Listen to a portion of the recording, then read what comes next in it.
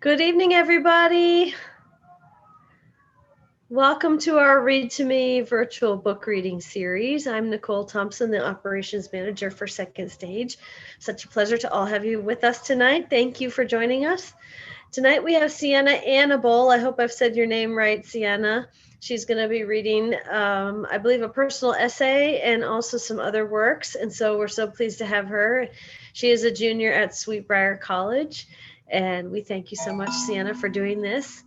I guess without further ado, I'm going to go ahead and turn things over to you. If our listeners could just keep your microphones off during the reading, that would be wonderful. And we will have some time at the end for some discussion if you like, want to make some comments or have any questions.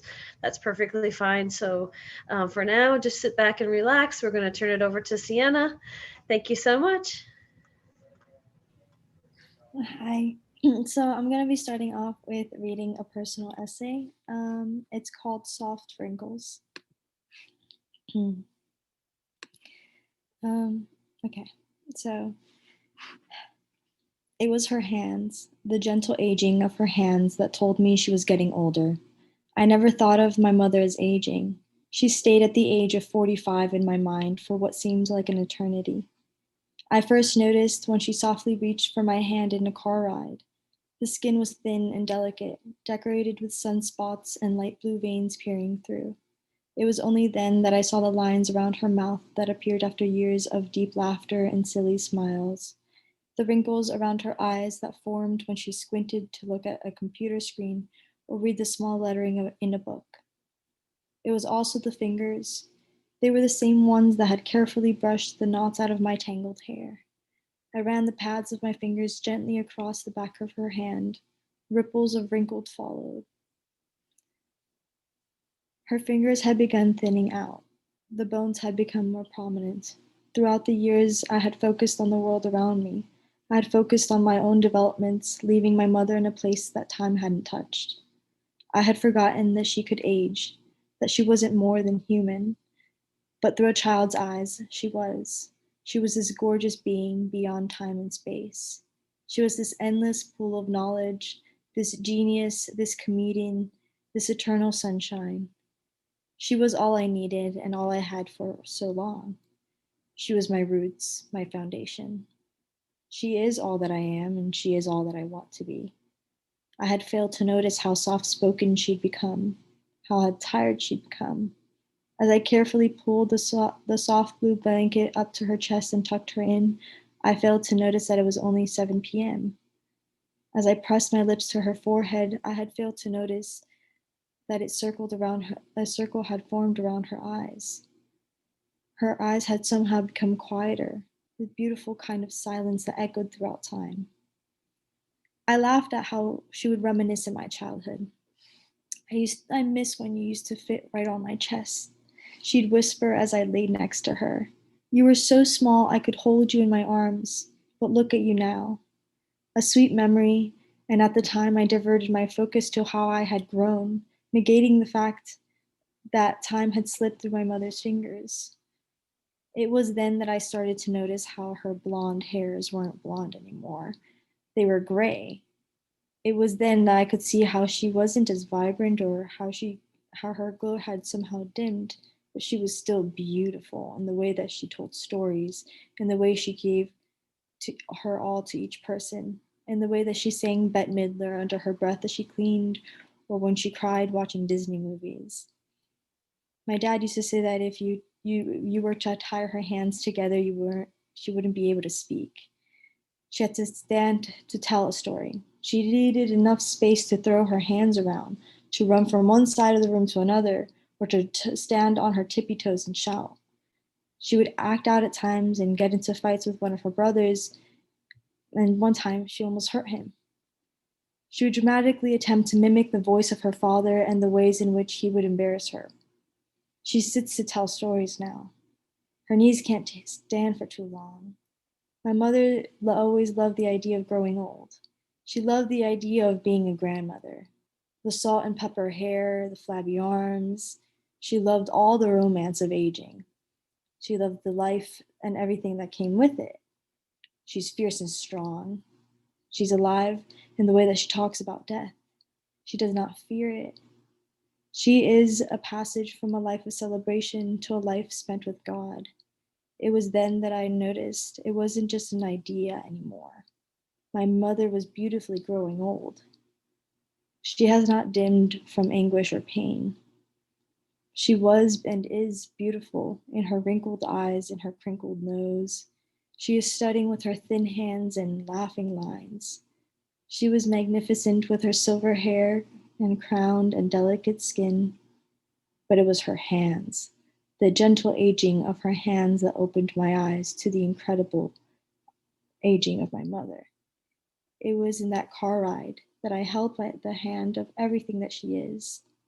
The soft hum on the radio playing in the background, the warm light that flickered through the palm trees lined on the streets, the small vibrations of her car. She motioned towards a man outside a shop. I could see her lips move, but I couldn't make out the words. I was focused on her soft wrinkles, her laugh lines, and the gray highlights beneath the red beret she had put on that morning. I was taking her in. So that is Soft Wrinkles. And I'm going to go ahead and then move on to reading one of my favorite poems. I'm very big. I'm a very big fan of Dickinson. So one of my favorite poems is Because I Could Not Stop for Death. Because I could not stop for death, he kindly stopped for me. The carriage held but ourselves and immortality. We slowly drove, he knew no haste, and I had put away my labor and my leisure too, for his civility. We passed the school where the children strove. At recess, in the ring, we passed the fields of gazing grain. We passed the setting sun, or rather, he passed us. The dews drew quivering and chill, for only gossamer my gown, my tippet, only tulle. We paused for a house that seemed a swelling of the ground. The roof was scarcely visible, the cornice in the ground. Since then, 'tis centuries, and yet feels shorter than day. I surmise the horses' heads were towards eternity. So that one is the poem that I'm reading for today. And then the short story that I'm going to be reading is one that I read in class and I just fell in love with. And it's called A Very Old Man with Enormous Wings by Gabriel Garcia Marquez. And it's the piece that I'm reading is translated by Gregory Rabassa. Sorry.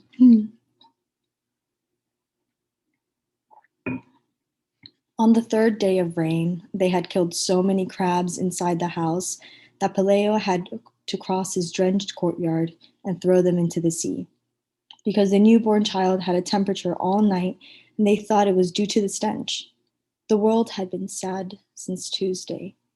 Sea and sky were a single ash-gray thing, and the sands of the beach, which on March lights glimmered like powdered light, had become stew of mud and rotten shellfish. The light was so weak at noon that when Peleo was coming back to the house after throwing away the crabs, it was hard for him to see what was moving and groaning in the rear of the courtyard. He had to go very close to see that it was an old man, a very old man, lying face down in the mud, who, in spite of his tremendous efforts, couldn't get up, impeded by ginormous wings, enormous wings. Frightened by that nightmare, Peleo ran to get Elisenda, his wife, who was putting compresses on the sick child, and he took her to the rear of the courtyard. They both looked at the fallen body with a mute stupor. He was dressed like a rag picker. There were only a few faded hairs left on his bald skull, and very few teeth in his mouth. And his pitiful condition of a drenched great-grandfather took away any sense of grandeur he might have had. His huge buzzard wings, dirty and half-plucked, were forever entangled in the mud. They looked at him so long and so closely that Peleo and Elisenda very soon overcame their surprise and in the end found him familiar. Then they dared speak to him, and they answered him in an incomprehensible dialect with a strong sailor voice. That was how they skipped over the inconvenience of the wings and quite intelligently concluded that he was a lonely castaway from some foreign shipwrecked by the storm. And yet, they called in a neighbor woman who knew everything about life and death to see him, and all she needed was one look to show them their mistake. He's an angel, she told them. He must have been coming for the child, but the poor fellow is so old that the rain knocked him down. On the following day, everyone knew that a flesh and blood angel was held captive in Paleo's house, against the judgment of the wise neighbor woman, for whom angels in those times were fugitive survivors of a celestial conspiracy. They did not have the heart to club him to death. Paleo watched over him all afternoon from the kitchen, armed with his bailiff's club, and before going to bed, he dragged him out of the mud and locked him with the hens in the wire kitchen coop. In the middle of the night, when the rain stopped, Paleo and Elisenda were still killing crabs. A short time afterward, the child woke up without a fever and a desire to eat. Then they felt magnanimous and decided to put the angel on a raft with fresh water and provisions for 3 days and leave him to his fate on the high seas. But when they went out to the courtyard with their first light of dawn, they they found the whole neighborhood in front of the kitchen coop having fun with the angel, without the slightest reverence, tossing him things to eat through the openings in the wire as if he weren't a supernatural creature, but a circus animal. Father Gonzaga arrived before 7 o'clock.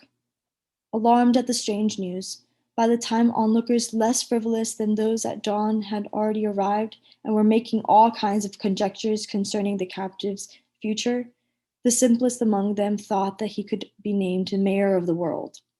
Others of sterner mind felt that he should be promoted to the rank of a 5-star general in order to win all wars. Some visionaries hoped that he would be put to stud in order to implant the earth of a race of winged wise men who could take charge of the universe. But Father Gonzaga, before becoming a priest, had been a robust woodcutter. Standing by the wire, he reviewed his catechism in an instant and asked them to open the door so that he could take a close look at the pitiful man who looked more like a huge decrepit hen among the fascinated chickens.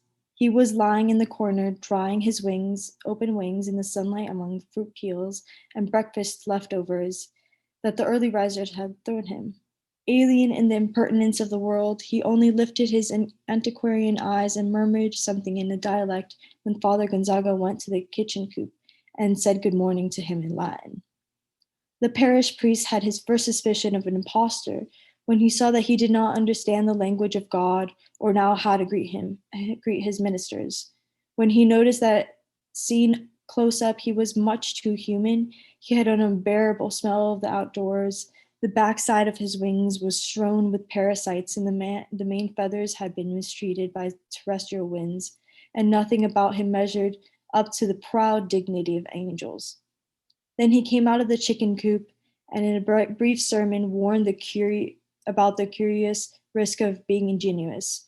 He reminded them that the devil had a bad habit of making use of carnival tricks in order to confuse the unwary. He argued that if wings were not essential elements to determining the difference between a hawk and an airplane, they were even less so in the recognition of angels. Nevertheless, he promised a letter to his bishop so that the latter would write his primate would write to the supreme pontiff in order to get the final verdict from the highest courts. His prudence fell on sterile hearts. The news of the captive angel spread with such rapidity that after a few hours the courtyard had a bustle of a marketplace, and they all had to call in troops with fixed bayonets to disperse the mob that was about to knock the house down. Elisenda, her spine all twisted from sweeping up so much market trash, then got the idea of fencing in the yard and charging 5 cents admission to see the angel. The curious came from far away.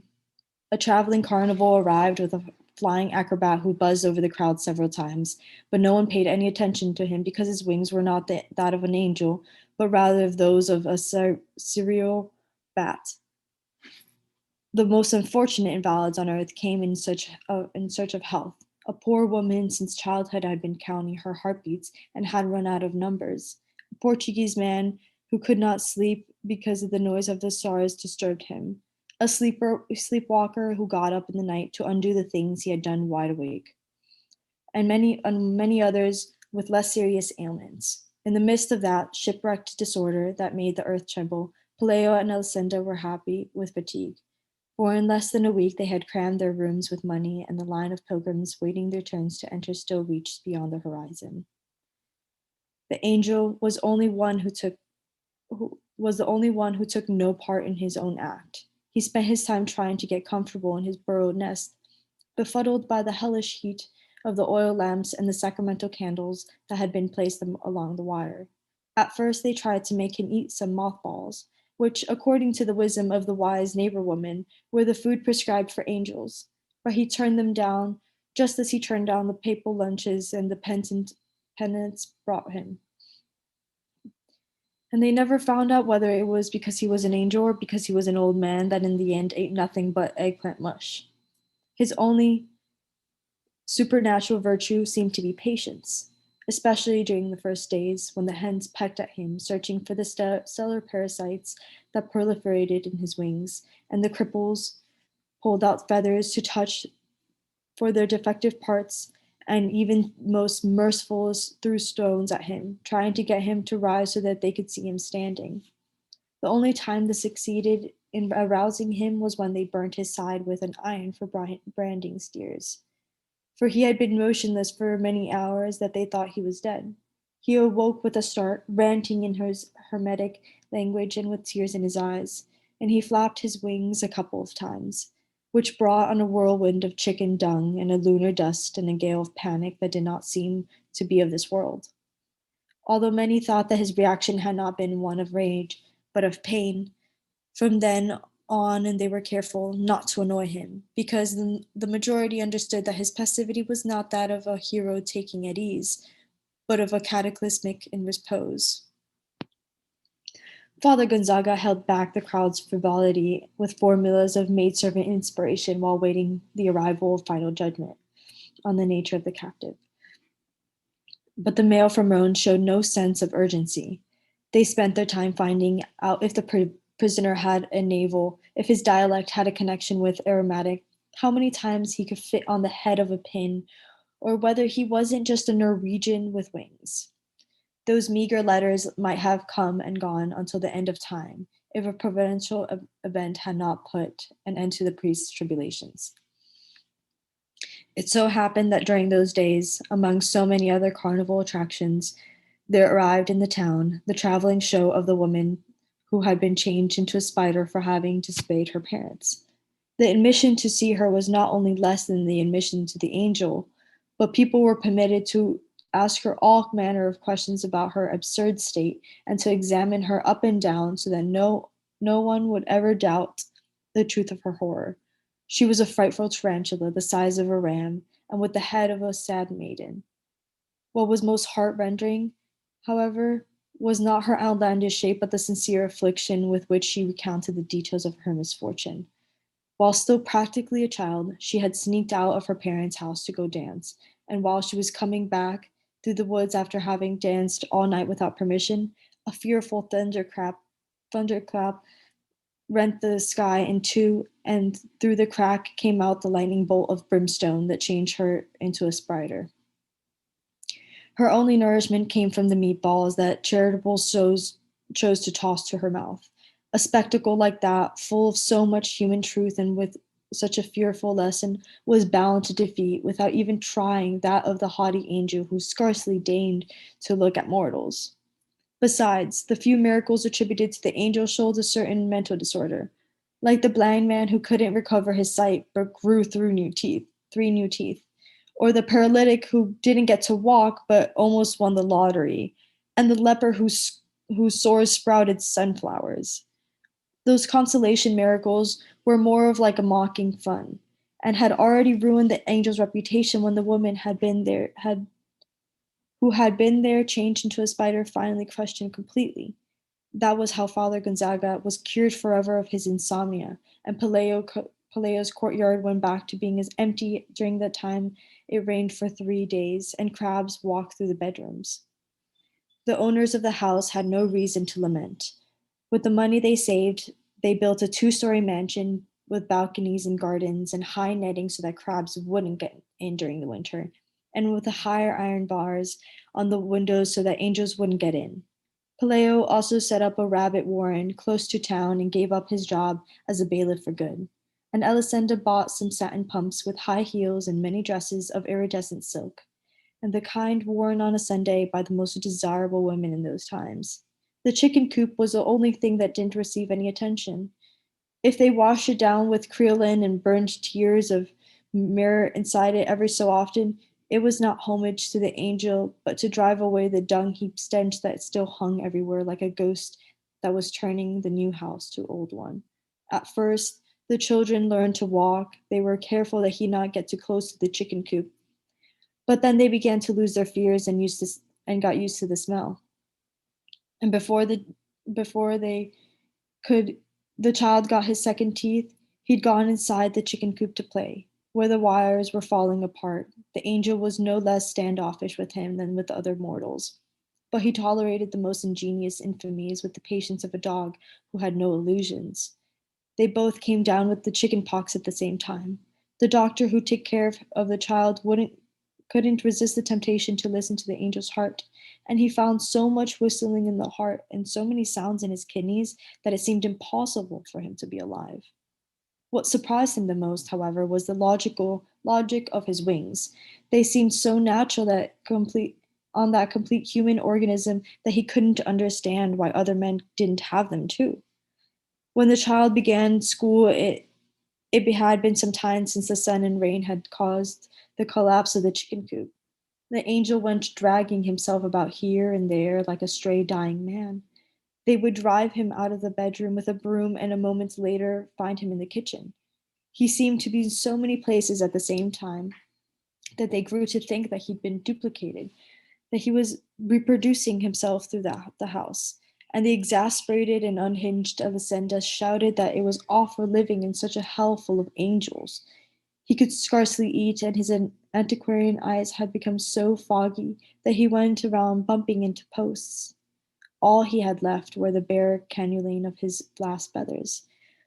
Palaio threw a blanket over him and extended him the charity of letting him sleep in the shed, and only then did they notice that he had a temperature at night, and he was delirious with the tongue twisters of an old Norwegian. That was one of the few times they became alarmed, for they thought he was going to die, and not even the wise neighbor woman had been able to tell them what to do with dead angels. And yet he did not only survived the worst winter, but seemed improved with the first sunny days. He remained motionless for several days in the farthest corner of the courtyard, where no one would see him, and at the beginning of December some large, stiff feathers began to grow on his wings, the feathers of a scarecrow, which looked like another misfortune of decrepitude. But he must have known for the reason of those changes, for he was quite careful that no one should notice them, and no one should hear the sea shanties, and sometimes sang into the stars. One morning, Alessandra was cutting some bunches of onions for lunch when a wind that seemed to come from the high sea breeze blew into the kitchen. She then went into the window and caught the angel in his first attempt at a flight. They were so clumsy that his fingernails opened a furrow in the vegetable patch when he, and at and he was on the point of knocking the shed down with the ungainly flapping that sipped on the light and couldn't get a grip of the air. But he did manage to gain altitude. Elisenda let out a sigh of relief for her and him when she watched him pass over the last houses, holding himself up in a way with the risky flapping of a senile vulture. She kept watching him even when she was through cutting the onions, and she kept on watching him until it was no longer possible for her to see him, because he was no longer an annoyance in her life, but an imaginary dot on the horizon of the sea. And since we have, so that's the short story. But since we do have 5 more minutes, I'm gonna end it with another poem. This is September Tomatoes by Karina Borowicz. Uh, the whiskey stink of rot has settled in the garden, and a burst of fruit flies rises when I touch the dying tomato plants. Still, the claws of tiny yellow blossoms flail into the air as I pull the vines up by the roots and toss them into the compost. It feels cruel. Something in me isn't ready to let go of the summer so easily, to destroy what I've carefully cultivated all these months. Those pale flowers might still have time to fruit. My great grandmother sang with the girls of her village as they pulled the flax, songs so old and so tied to the season that the very sound seemed to turn the weather. Yeah, so those are the ones that I'm going to be reading today.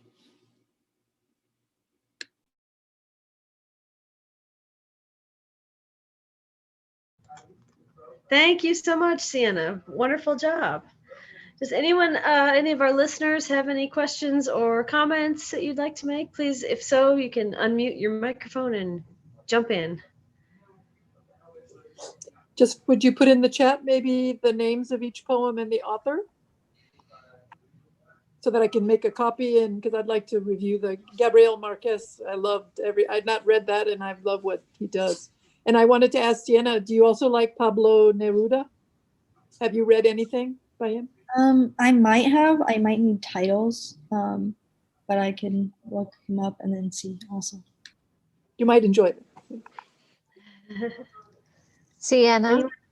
Yes. I loved the first piece that you wrote about your mother's hands. It really spoke to me of the moment that that my mother became, that I saw her growing older too. And it was very descriptive. I felt I was right there. The love is still there. The wonder of who they are as a person is still there. I think it's incredibly difficult to capture that relationship of mother and child, and you did it very well. Thank you. Any other questions, comments? Deirdre, I don't have the titles, but Sienna, could you type those into the chat real quickly before we log out? I just thought you did a wonderful job, and I thank you so much for joining us. While you go ahead and type that, I'm just going to give a little plug for Second Stage, as this is one of our virtual events that we're doing, as well as a virtual art class for kids that's happening on Friday afternoons.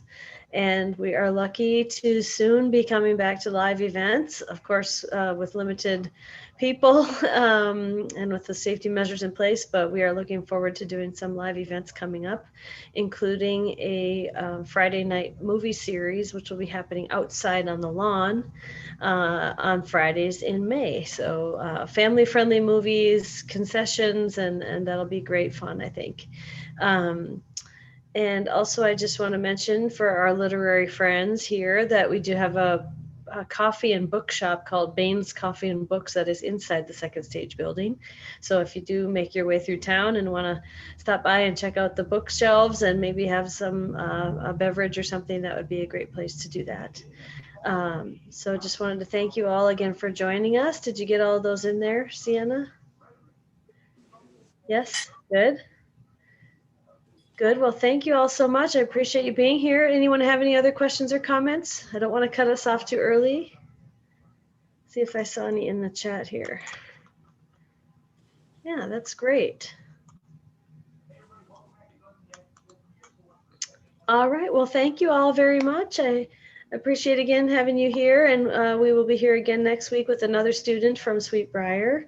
And stay tuned. If you haven't signed up for our newsletter, please visit our website so you can do that and stay in touch with all that we're doing. Again, thank you so much. I hope you have a wonderful evening. Fabulous. Thank you. Bye. Thank you for coming. Bye.